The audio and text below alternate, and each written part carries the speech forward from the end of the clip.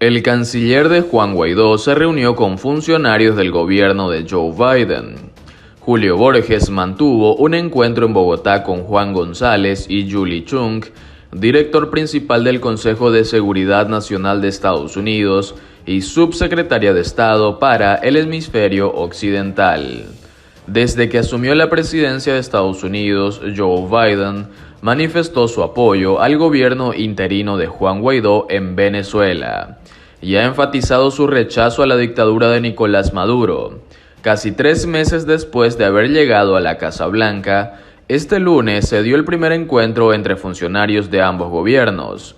Julio Borges, comisionado presidencial para las relaciones exteriores de Venezuela, mantuvo un encuentro en Bogotá con el asistente especial de Biden y director principal del Consejo de Seguridad Nacional para el Hemisferio Occidental, Juan González, y la subsecretaria de Estado para el Hemisferio Occidental, Julie Chung. Tomás Guanipa, embajador de Venezuela en Colombia, también estuvo presente durante la reunión desarrollada en la capital colombiana.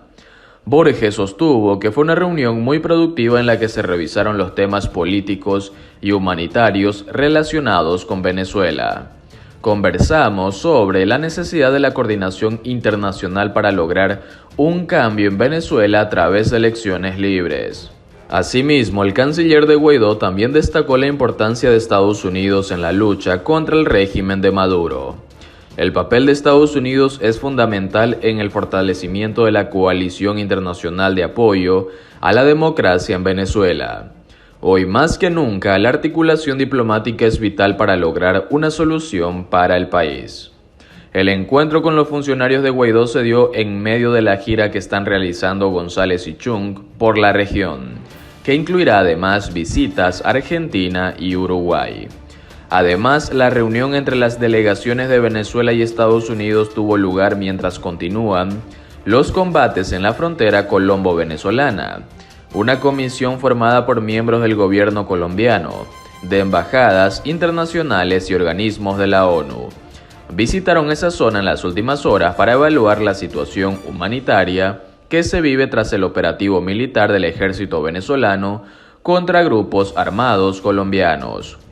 Unas 6.000 personas venezolanos y colombianos se han desplazado a Colombia huyendo de los combates que desde finales de marzo tienen lugar en el estado venezolano de Apure, en una operación contra una supuesta disidencia de las FARC.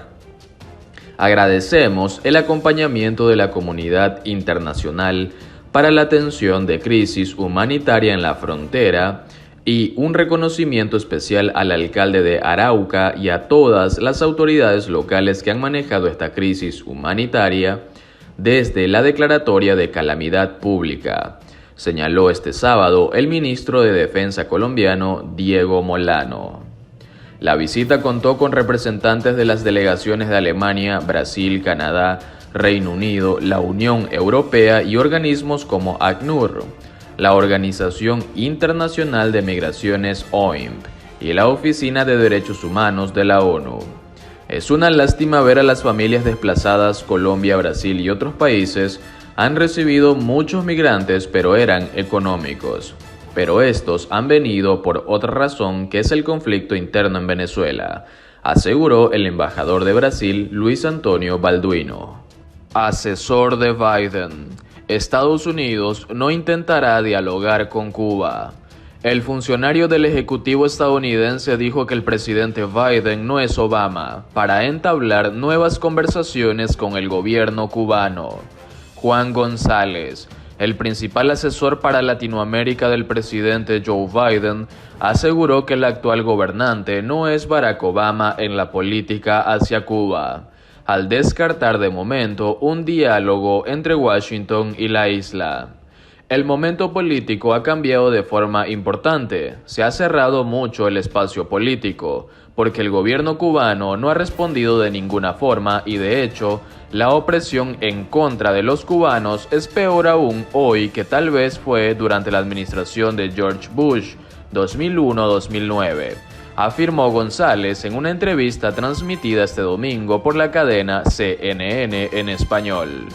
Quienes piensan que Estados Unidos en este momento va a entrar a un diálogo de múltiples años con Cuba, yo creo que no entienden el momento político y la situación en donde estamos viviendo, o francamente, yo diría que el desorden que heredamos de la administración previa, agregó y observó que ese es donde tal vez no se invertirá de forma inicial el capital político o el tiempo de esta administración. González justificó por otra parte que Estados Unidos no esté cumpliendo el acuerdo de procesar 20.000 visados a inmigrantes cubanos al año, al argumentar que buscan asegurar que el personal estadounidense en La Habana esté seguro. Washington ha denunciado ataques contra sus funcionarios en La Habana que presuntamente tuvieron lugar entre noviembre de 2016 y agosto de 2017. Que en un principio calificaba de acústicos, aunque luego reconoció no tener confirmada su naturaleza. A raíz de esos hechos, la Casa Blanca ordenó en 2018 la salida del personal no esencial de su embajada en Cuba, es decir, un 60% del total.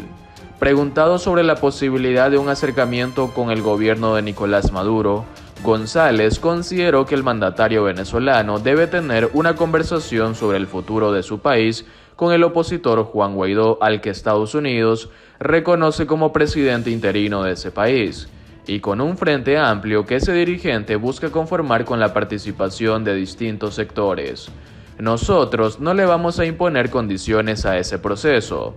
Es un proceso totalmente venezolano, sostuvo el funcionario, quien indicó que la administración Biden buscará al interior de Estados Unidos despolitizar la situación hacia Venezuela para trabajar tanto con demócratas como con republicanos en busca de una solución para ese país. De igual forma defendió las sanciones impuestas por Estados Unidos a Venezuela y desestimó que sean las causantes de la crisis en ese país, que atribuyó a Maduro y al fallecido presidente Hugo Chávez. Lo que está pasando el pueblo venezolano es una injusticia, y no es algo que es culpa de Estados Unidos, es algo que es culpa de los que están en este momento en el poder de facto, sentenció el asesor, quien supeditó cualquier acción que signifique levantar la presión sobre el gobierno de Maduro a la conformación de un nuevo Consejo Nacional Electoral. Donald Trump habla ante los republicanos, pero se desvanece su influencia en el debate nacional. El expresidente Donald Trump insiste en que está disfrutando de su vida fuera de Twitter. Sostiene que los comunicados de prensa que sus ayudantes lanzan cada vez con más frecuencia son más elegantes. Además, ya no corre el riesgo de generar reacciones negativas por retuitear mensajes desagradables. Sin embargo, desde que Trump fue excluido de los principales canales de redes sociales, después de haber ayudado a incitar el mortal asalto del 6 de enero al Capitolio de Estados Unidos, su capacidad de influenciar en el debate nacional está siendo sometida a prueba. Trump pasó de ser un astro de los reality shows televisivos a ser primero un político y luego un presidente, utilizando a su antojo las herramientas de comunicación en los medios. Todavía consigue conectarse con sus seguidores a través de sus comunicados y apariciones en Fox News y otros medios conservadores, donde repite desinformación sobre las elecciones de 2020. Además, sigue siendo una fuerza poderosa en el Partido Republicano con un papel estelar el sábado en un evento del Comité Nacional Republicano que se celebrará en su club Mar-a-Lago en Florida. Sin embargo, la influencia sobre el país que alguna vez tuvo parecer está mermando, al menos por ahora. Nunca será lo mismo para Trump a menos que vuelva a ser candidato, comentó Harold Holzer, un historiador que es director del Instituto Roosevelt House de Políticas Públicas del Hunter College y que escribió un libro sobre los presidentes y la prensa. No creo que sea antinatural que disminuya la cobertura. Estoy seguro de que es duro para su ego, teniendo en cuenta la cantidad de oxígeno que succiona y la cantidad de tinta que genera, pero no es antinatural que un expresidente reciba menos atención al acabar su mandato, agregó. No obstante, ha sido un ajuste dramático. Los tweets de Trump solían impulsar al ciclo de noticias y CNN, MSNBC y Fox News solían dedicar decenas de horas a la semana a mostrar sus misivas, según un análisis de los archivos de noticias de televisión realizado por G. Delt. Desde que se le prohibió el acceso a Twitter y a otras plataformas, Trump ya no puede dirigirse directamente a gran parte de su audiencia, y ahora debe recurrir a sus seguidores y a los medios de comunicación conservadores y convencionales para amplificar sus mensajes. Pero pocos de esos comentarios han resonado, ya que los medios principales de comunicación, criticados duramente durante mucho tiempo por haber permitido que Trump dictara su cobertura, ahora los medios son cautelosos a la hora de repetir sus falsedades, especialmente en relación con las elecciones de 2020. Si bien Trump aún goza de cierta cobertura de la prensa, los resultados de búsqueda de su nombre en Google se encuentran en su punto más bajo desde 2015, como señaló esta semana el diario The Washington Post en la televisión nocturna.